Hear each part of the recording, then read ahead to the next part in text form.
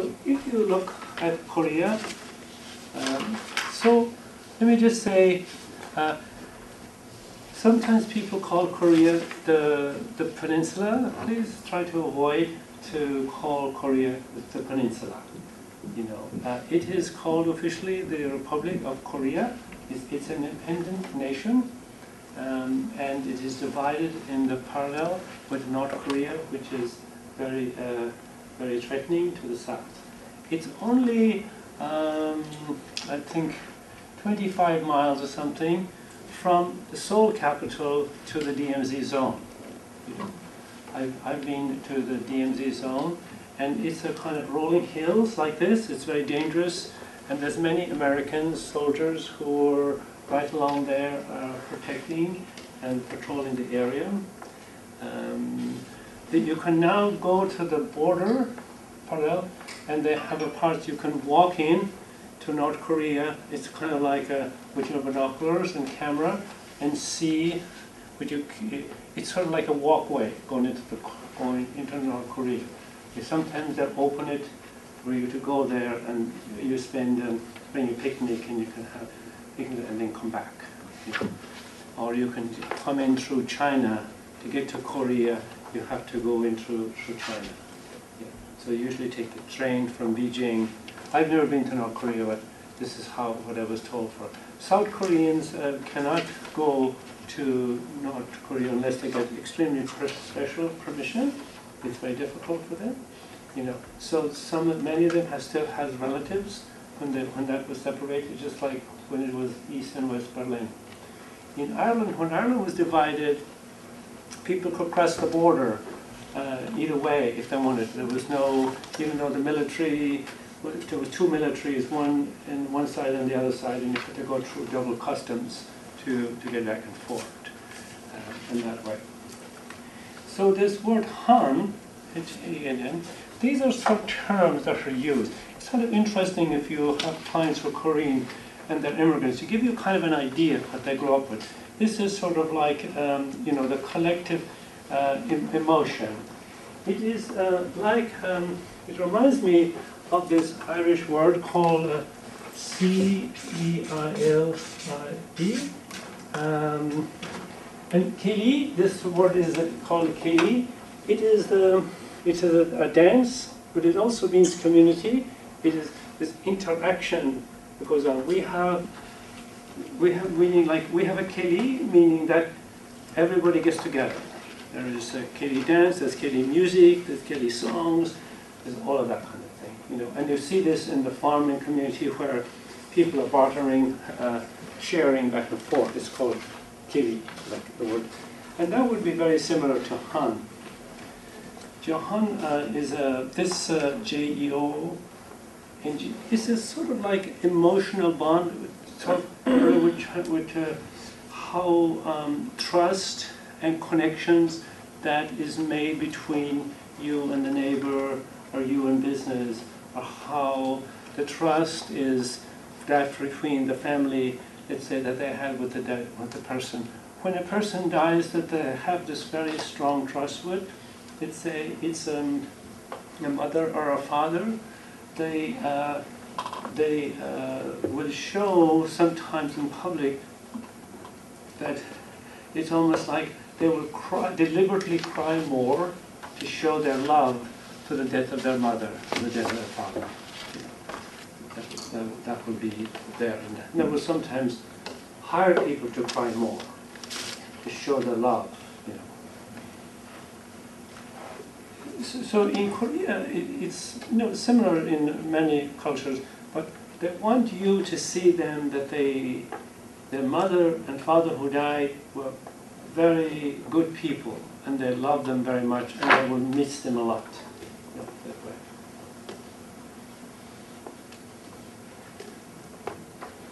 So this new G is a little different. It has to do with sort of like, you know, everybody talking about when somebody walks into your office and what they first see. This is kind of the same thing in Korean. It's sort of like it's the appearance that things are. It's, do you look at their eyes? Do you look at their forehead? Or do you look at them, do you see them but you don't look at them? So there is this way that you learn in Asia about, you look at the, you see the person but you don't look at them. Do you know what I mean? Yeah.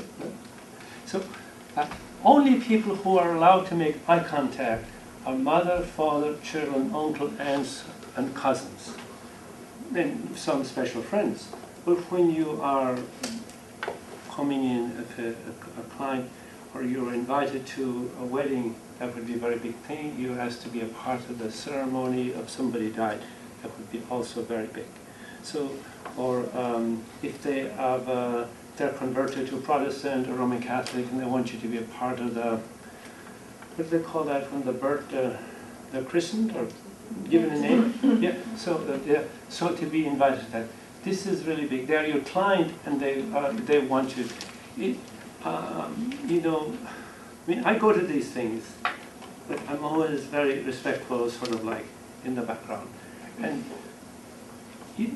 they would never ask you in Asia, how do you know this person? It's not a question you're imposed upon. So you don't have to worry, like if somebody goes, oh, how do you know so-and-so? Oh, they're my client. Oh, okay. So, you know, so you don't get sort of like called in the spot like that. You are there, you are there, you are there. So it's sort of like you must be a part of some part here, otherwise you wouldn't be here. So there is that neutrality that you're just a part of the kili. You're a part of that. So they have profession. They pay people to mourn and to cry. If people, if they can afford that, yes, they will. Yeah, there's people who do that. Yeah, there's people who. You just look them up in the phone book, or what? Well, every family will know family. It's all by reference. Oh, okay. Yes. It's okay. So, yes, it's not a public thing. Yes. Yes. You could ask your neighbor down the street. You could give them some. You could give them a tip, a kind of present, to come, and that would mean please cry at our funeral. Please do your best to cry. Yes. If you had watched when that trouble was in Toyota and the president came, the president, I think CEO, came to America, and they were talking, it was on TV. I don't know if you saw him, he was crying. That is to show, like, I'm really, really sorry that I got you in trouble. That is much more powerful than $1 billion, you know, to get. So it's that showing the sorrow that I caused this trouble, you know, we're really, please accept. They don't say I'm sorry, but that's kind of like how it's expressed. It's sort of given this respect, and it also shows that you know, that the people who are the crying that are hired, everybody will know, but they will never say anything. And they appreciate it because it gives money for them, you know, and if you've ever been to Korea, it is just, the competition is really unbelievable if you remember, like the soccer team that Korea had, they went in, I think, to the semi-final, and just to all of what these players went through to make that team, you know, the testing grounds and what it took. It's just, I mean, for almost every soccer player, there must have been like another 100 in the background that could be just as good. That was like the enormous commitment to find that position, to be in that position. Like, you know, yeah. Because, you know, if you look at Korea in the map, it's a very vulnerable. It's surrounded with water. It's coming in China just like a few miles away. It has this on the side. And then, you know, there is like no escape. You go across the sea. It's a very rough sea going, and the Sea of Japan, you cross over to be in Japan. There's just no way out. There's nowhere to go. You know, it's very vulnerable. And it was always the grounds of the wars for China invading Japan, and the war for Japan invading China. They fought in Korea.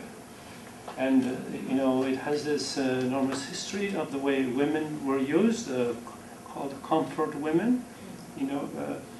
And Japan had captured many of them and brought them as slaves, thousands of them, to Japan.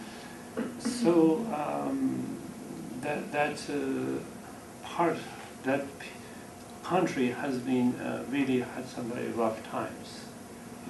So they now have come from basically nothing, just flat ground, to what they have built in their country with an incredible working force. Yes, they take great pride in being Korean. Family obligation, the family role is very important. Family traditions. You know, like you have here, you have the Thanksgiving Day, and you have all of these traditions along. And then family obligations, that the obligation is when they get sick and they're going to die, is all costs, you're going to go, wherever you are in the world, you're going to go home, come back to Korea, son or daughter. So, in that nature.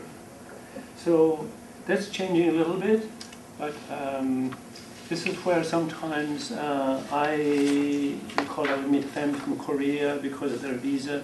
I will put a letter together that they can take it, so they need to go back to, bury their mother, or to organize for the children, if there's young children involved, if there was two parents who got killed or something in an accident, and there's these children who have to be either, taken care of in some way until that. So we as mental health can be very helpful to families like that.